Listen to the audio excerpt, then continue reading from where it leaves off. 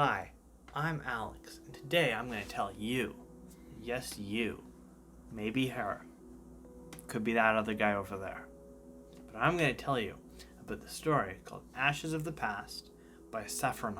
So, what happens in Ashes of the Past is a Pokemon story on fanfiction.net. He wakes up in a white void and finds out that the world had massively collapsed because of multiple people getting access to legendary Pokemon and abusing their power. So he was stuck in a sort of safe mode of the world where no one really aged and nothing was really fleshed out as much, which you might say sounds a lot like the Pokemon anime that you watched as a kid, and that would be the basis of this story. But the start here is where he's called by the Pokemon god Arceus and is like, hey, I had you fix all of these things, but now I need to actually restart the world in the proper mode. So I'm going to take the other half of your consciousness that I had separated from you and merge it. And so this is Ash going through all of his adventures again, but this time with a more in-depth and realistic look. Something that you'd actually expect from someone, but he still remembers all of his memories. So he goes through and he meets Brock for the first time. He meets Misty for the first time. He meets Pikachu for the first time. He starts to learn about Aura and master his skill with it and sort of start to learn some Pokemon moves. Is pretty impressive. This is just sort of a rehashing of the entire Pokemon series, but more in depth, more world building, more realistic. So that's sort of what you can expect from the story. My thoughts on Ashes of the Past are that it really adds an extra layer to the series. I liked watching Pokemon growing up, but if I go back and watch it now, it's too simplistic. It's not detailed enough for me. I'm like, cool, they're about to do the same thing they did in the last episode all over again. It's no progress gets made. In this, progress gets made. He learns from his mistakes. He doesn't just keep doing the same thing over and over again. He meets people who he knew the first time, and he actually builds deeper connections to them. It's not like, oh hey, we're gonna travel together. Oh hey, we're traveling together. I don't really know much more about you other than, Brock, you're always chasing girls. No, in this one it's like, oh yeah, I've got these emotional connections with all these people. You get to understand that Brock actually cares about all these people and is not just skirt chasing and whatnot. So my thoughts on the story. It's for anyone who really loved Pokemon and wants to get some more of that or to re-experience Pokemon for themselves. This would be the sort of story that you'd want to read. It's rated for teenagers, people who watched Pokemon before, so young adults now, I guess. That's who it's pretty much written for as well, the writings, but that.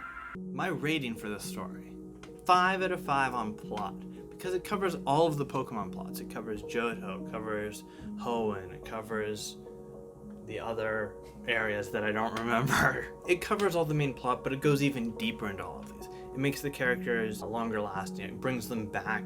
It doesn't just use them once and then never again. So the actual plot, 5 out of 5. Subplot, not as great because it mainly wraps those things into the actual plot, not necessarily as subplots that don't really relate. So that's 3. You get the other characters learning about stuff, and there's this aspect where if you associate with Ash for long enough, you'll start to slowly remember some of your memories from the first life. That's a good thing for subplots and character development. And going to character development, I would rate that as 5 because this adds so much more depth to the characters because Ash is so much more mature. He's not just an eternally 10-year-old kid anymore. The character development is pretty intense. He starts to learn Aura, as I was mentioning earlier, and that's a very self-focused discipline, sort of similar to martial arts. And so you learn about how that interacts with Pokemon and sort of the fundamental building blocks of the world. And that really impacts Ash's character because he's no longer just this kid, he's actually this sort of champion of the god of the realm. The writing on this story is pretty intense. This story has 305 chapters to date and is still ongoing.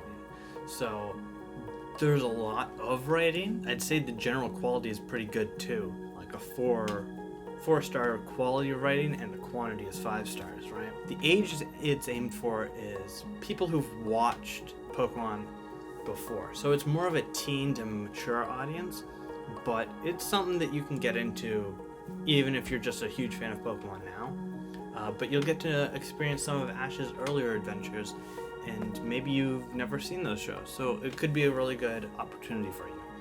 So the writing is, again, 4 or 5, depending on what you're looking at. The foreshadowing and plot holes, there's some plot holes because Pokemon itself has plot holes, and this is sort of just a rehashing of his journey. So there's a few plot holes, not as many as there were originally, because that is one of the goals of this story, is to fix those plot holes. And the foreshadowing, again, it's a time travel story, so you kind of know what's happening if you've at least watched the story or the show. So if you've watched the show, you might know what's coming, but if you haven't, then there's a little bit of foreshadowing being built up. And so I'd give the foreshadowing / plot holes a 3 as well. Overall, it's like a 4, but for that, it's a 3. Yo, thanks for watching. If you liked this, thank you. If you didn't like it, I agree. If you have a comment, keep it to yourself. If you don't have a comment, just spew your thoughts down below, you know? Bye. Always gonna use that one now.